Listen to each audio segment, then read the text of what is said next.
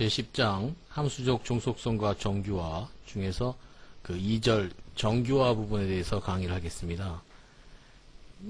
그 정규화는 앞서도 얘기했지만 노멀리제이션이라고 해서 데이터베이스에서 만들어진 스키마가 그 애트리뷰트 속에서 서로 간의 종속성이 있을 텐데 그 함수적 종속성을 분석을 해서 정제해 나가는 과정이라고 했습니다.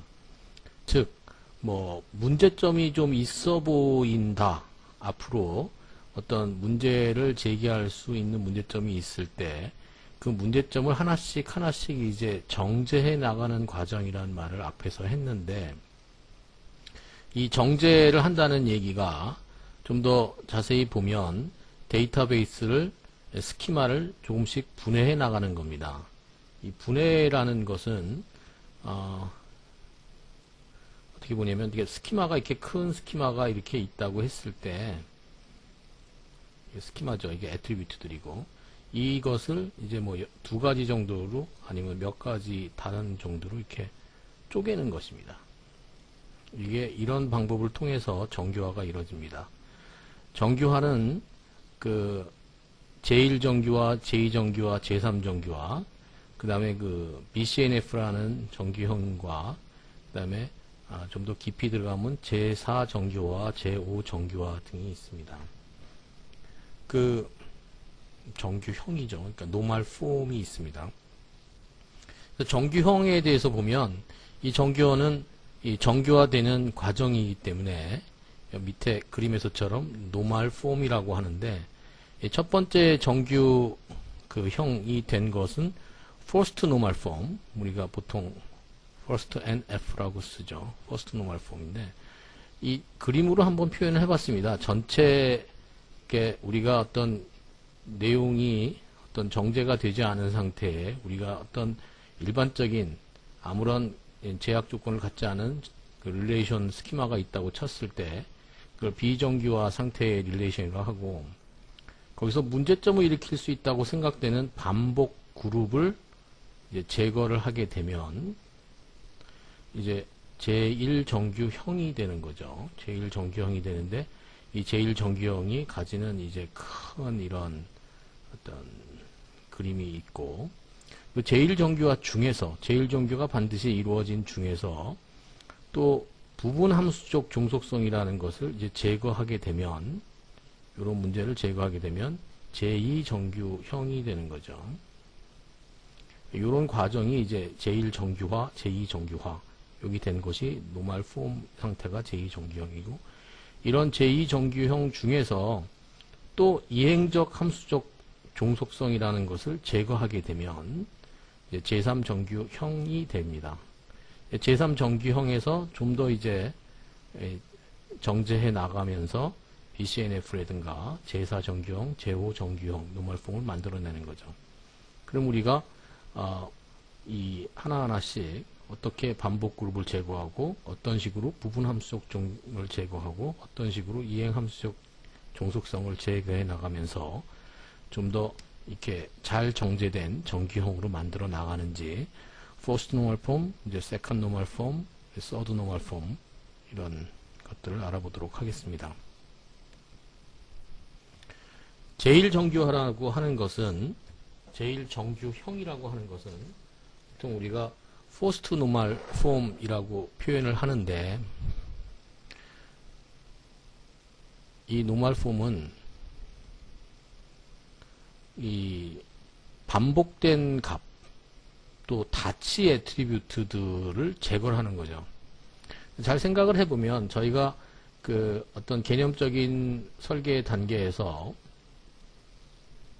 이 논리적 설계 단계로 넘어오는 과정에서 저희가 제안했던 방법은 이미 다치 애트리뷰트가 이미 제거가 돼 있을 겁니다.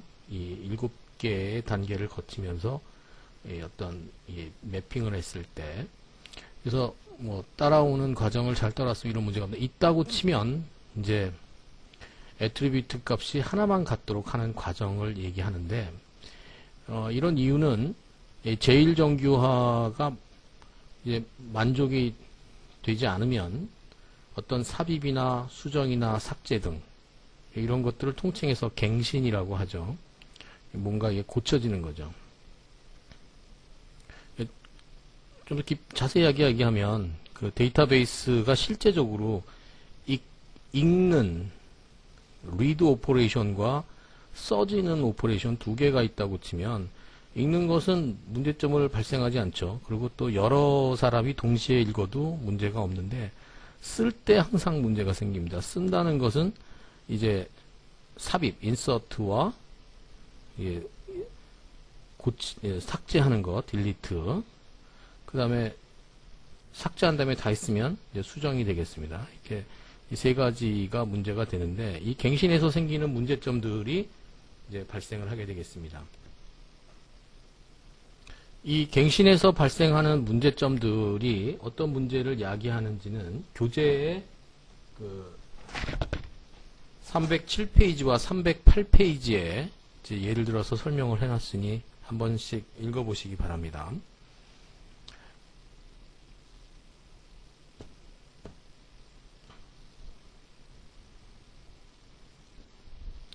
제1정규화의 문제 여기 예를 들어놨는데 이와 같은 경우가 다치 애트리뷰트가 되는 거죠. 과목 번호가 이제 두 개가 있는 과목이 있는데 이런 경우에는 이렇게 만들지 않고 이렇게 두 개의 투플로 나눠서 만든다. 이렇게 해서 제1정규화를 만들게 되겠습니다. 제2정규화에 대해서 알아보도록 하겠습니다. 제2정규화는 좀 전에 그림에서 제2정규화는 제1정규화가 만들어진 상태에서 이 부분함수적 종속성을 제거하면 제2정규화가 된다고 했는데 이 부분함수적 종속성이라는 것은 이 어떤 얘기냐면 이 기본키에 종속적이지 않은 애트리뷰트를 분류하는 과정이라고 설명을 했는데 애트리뷰트가 이렇게 스키마가 이렇게 크게 있다고 치면 애트리뷰트가 뭐 이렇게 있는데 여기서부터 여기까지가 이제 만약에 한 3개 정도가 합쳐서 키입니다. 여기가 키인데 이 키 애트리뷰트인데 이 키 애트리뷰트 보통 프라임 애트리뷰트라고 하죠. 이 중에 일부가 이 키 애트리뷰트가 3개라 그런 것은 이 3개가 이 결정자가 돼서 나머지 애트리뷰트들을 이렇게 디터민하게 되는 것을 얘기를 하는데 그 중에 일부인 뭐 요거나 뭐 두 개나 하나든가 얘가 다시 어떤 특정한 애트리뷰트 하나를 다시 디터민하게 되는 것 이런 것이 부분함수적 종속성이죠. 이런 것을 없애는 겁니다. 이렇게 되면 이제 여기서 발생할 수 있는 또 다른 갱신에 관한 문제들이 이제 갱신 이상의 문제들이 이제 제거가 되게 되는 거죠. 어떻게 이 부분함수적 종속성을 없애는 것인지 보면 이 학생 수강이라는 릴레이션을 예를 들었는데 지금 여기 잘 보면 학번이라는 것과 과목이라는 것이 동시에 그 프라임인 애트리뷰트입니다. 기본 키가 되죠. 이걸 다시 한번 그려보면 나눠서 그려있으니까 그런데 여기 학번이라는 게 있고 여기 과목 번호라는 게 있는데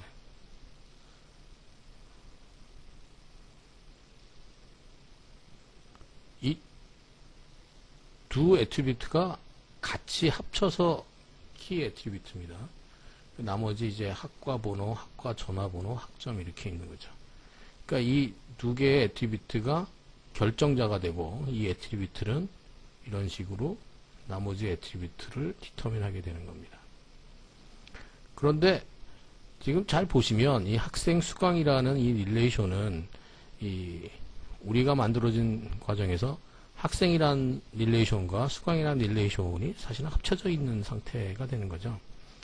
그래서 여기를 보면 여기에 잘 보면 학번이라는 것은 이 나머지 여기 학과명 또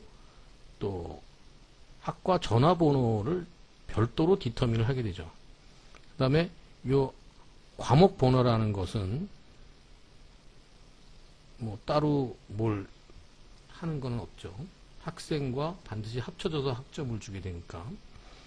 이런 관계에서 보면 이 전체의 그 프라임 애트리뷰트 중에서 일부인 학번이 다른 나머지를 디터민하게 되는 이런 것이 부분 함수적 종속성이고, 이런 것을 없애기 위해서는 지금 학번, 그 다음에 학과명, 학과 전화번호라는 이런 디터민하게 되는 하나의 릴레이션으로 만들고, 나머지 학번과 과목이 붙어서 성적이라는 것으로 이제 두 가지 수강 릴레이션으로 쪼개는 겁니다. 그래서 이렇게 쪼개고, 요 하나를 이렇게 두 개로 쪼개면 제2정규화가 된 형태가 되겠습니다. 제3정규화라는 것은 그 이행함수적 종속성을 갖는 애트리뷰트를 제거하는 과정이라고 했는데, 이행적이라는 말은 좀 전에 함수적 종속성에 대해 설명을 할 때도 나왔지만, 그 뭐 서울에서 대전을 갈 수 있고, 또 대전에서 부산을 갈 수 있다고 치면 당연히 서울에서 부산을 갈 수 있는 이런 과정이죠. 이런 것을 트랜지티브 룰이라고 하고 이행 함수적 종속성이라고 하는데, 이 어떤 키 애트리뷰트에서 출발해서 이행 함수적 종속성을 갖는 애트리뷰트를 제거하는 겁니다. 그 기본 키가 아닌 애트리뷰트가 다른 애트리뷰트의 값과 관계가 있다는 경우를 뜻하는 거죠. 여기서 기본 키가 있는 경우를 뜻하는 건데, 여기서 잘 보면 그림을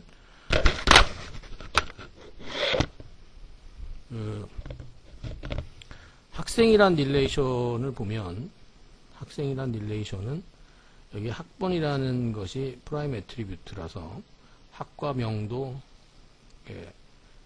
디터민하고 학과 전화번호도 디터민하는데, 이 학과명이라는 것은 별도로 학과명만 알아도 이 학과 전화번호를 디터민하게 되는 거죠. 다시 말해서 이 학번이라는 것을 통해서 학과명으로 가서 학과명에서 학과 전화번호까지 이렇게 트랜지티브하게 디터민하게 되는 거죠. 이런 경우에 이 테이블을 이렇게 두 가지의 스키마로 분해하는 겁니다. 학번과 학과명, 학과명과 학과 전화번호. 요 테이블은 앞 단계에서 만들어진 테이블이죠. 그래서 이렇게 분해하는 과정을 통해서 그 트랜지티브한 그 종속성을 없애고, 그 이행 함수적 종속성을 없애고 제3정규형으로 만드는 겁니다. 제3정규형을 전체적인 그림으로 한번 다시 그림을 보겠습니다. 우리가 갖고 있는 테이블이 어떻게 디자인을 하다 보니까 지금 이와 같은, 여기 보여주는 것 같은 스키마가 발생을 했습니다. 물론 다시 한번 얘기하지만, 우리가 그 하향식 방법을 제안했을 때 방법을 따르면 이런 스키마가 나오기는 참 힘든데, 뭐 다른 방법으로 디자인을 했다든가 아니면 뭐 좀 문제가 있었다고 하면 이런 문제가 생기겠죠. 여기에는 여러 가지 그 펑셔널 디펜던시가 존재할 텐데, 일단 학번과 과목 번호라는 게 동시에 이 프라임 애트리뷰트가 되기 때문에, 이것은 지금 여긴 표시는 FD1이라고 해서 성적만을 표시하게 돼 있지만, 사실은 이것은 이 학과 전화번호, 학과명까지 전부, 이 학번과 과목 번호를 제외한 나머지 모든 애트리뷰트에 대해서 펑셔널 디터미네이션이 있는 거죠. 함수적 종속성이 있는 거죠. 그 다음에 FD2, 펑셔널 디펜던시 2번을 보면, 이 학번이라는 것은 별도로 학과 전화번호와 학과명에 대해서 함수적 종속성이 있죠. 어떤 학생이 학번을 알면 그 학생이 속한 학과명과 학과 전화번호를 알 수 있지 않겠습니까? 그 다음에 학과명이라는 것은 또 여기서 별도로 학과 전화번호를 알 수 있죠. 그래서 이런 여러 가지 함수적 종속성이 FD1, FD2, FD3가 있는데 이런 것은 일단 제1정규화는 통과를 했습니다. 타치 애트리뷰트가 없기 때문에. 그러면 여기서 제2정규화라는 것은 무엇을 없애는 것이냐면 부분 함수적 종속성을 없애는 것이라고 했죠.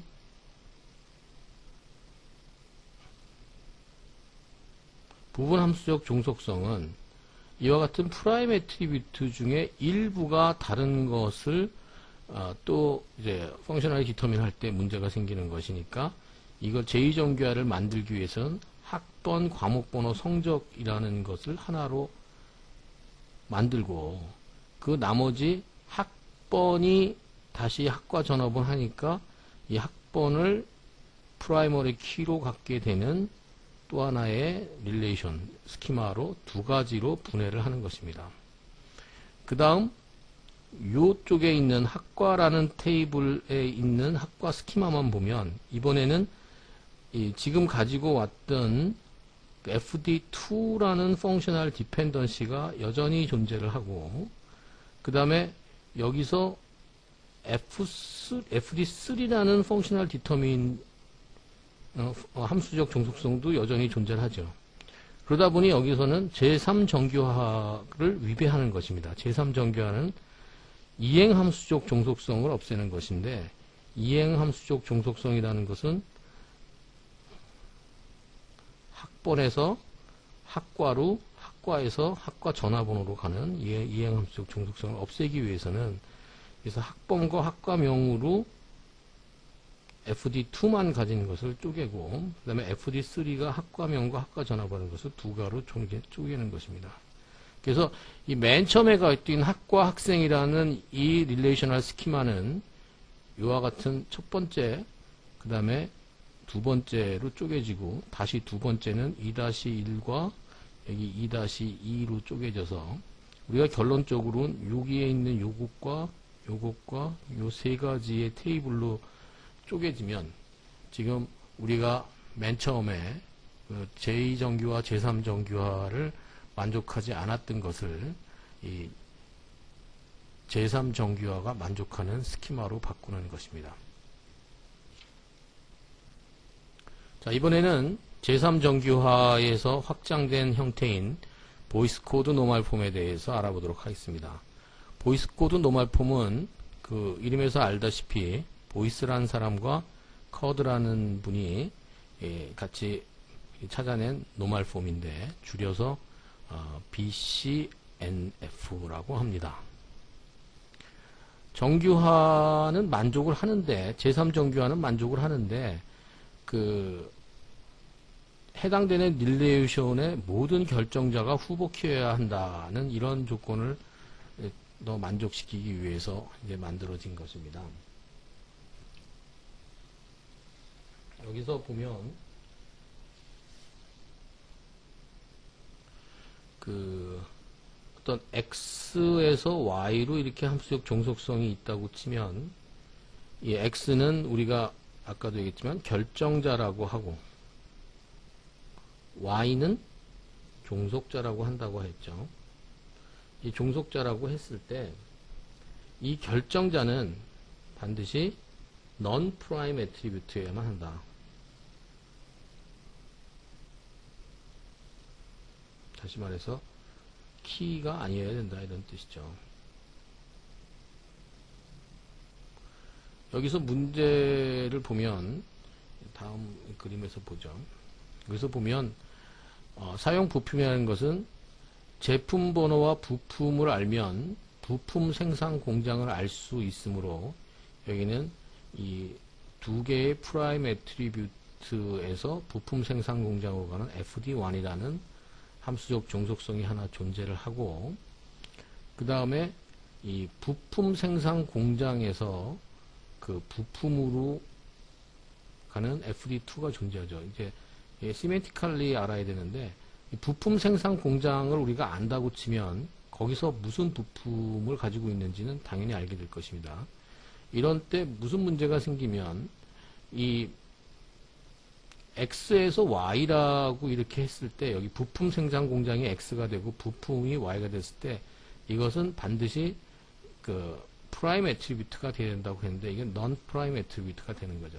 이런 경우에 BCNF 제3정규화는 OK나 제3정규화는 OK나 제3정규화가 OK라는 얘기는 제1정규화, 제2정규화도 다 OK입니다.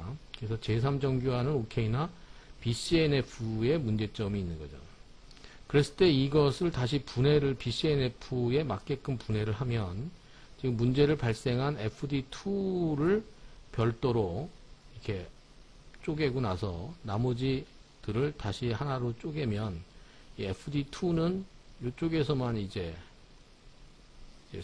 되니까 이번에는 이게 프라이머리 키가 되고 여기 두 개가 동시에 프라이머리 키인 그 두 개의 릴레이셔널 스키마로 분해해서 제3정규화도 OK이면서 BCNF도 OK인 것으로 만들어내는 것입니다. 다시 앞에서 보면 BCNF라는 것은 제3정규화를 만족을 하면서 그러니까 제3정규화를 만족한다는 얘기 아까도 했지만 제1정규화, 제2정규화를 다 만족해야지만 제3정규화도 만족을 하게 되는 거죠. 만족을 하면서 추가적으로 모든 결정자는 후보키여야만 한다. 다시 말해 후보키라는 것이 프라임 애트리뷰트라는 뜻입니다. 프라임 애트리뷰트에서 이렇게 되고 이 조건을 만족을 할 때 우린 BCNF로 하고 X에서 Y로 갈 때 이것이 non 프라임 애트리뷰트가 된다 그러면 BCNF가 되지 않는다. 이렇게 하는 것이 BCF의 문제고 BCF의 자세한 내용도 교재에 좀 더 추가적으로 설명이 되어 있기 때문에 꼭 읽어보시기 바랍니다.